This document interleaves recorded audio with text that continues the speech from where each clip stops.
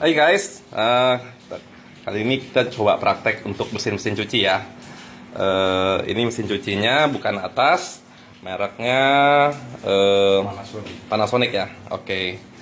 Nah, sekarang kita lakukan step pertama dulu, kita isi penuh. Oke. Nah, ini nunggu Oke, kos nih. setelah airnya penuh, kita masukin semua konsentratnya. Satu pot ini dihabiskan.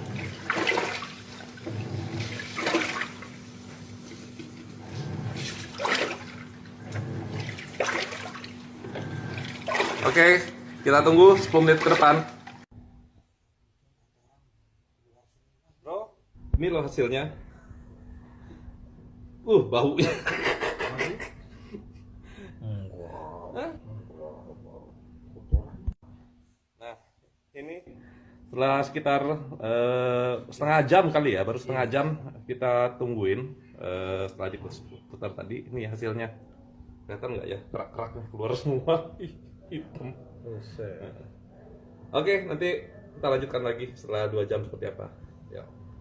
Nah, ini hasilnya setelah 2 jam. Ya, kerak-kerak terangkat semua. Tuh, terlihat. Dan airnya lihat sendiri kan? Oke. Ya.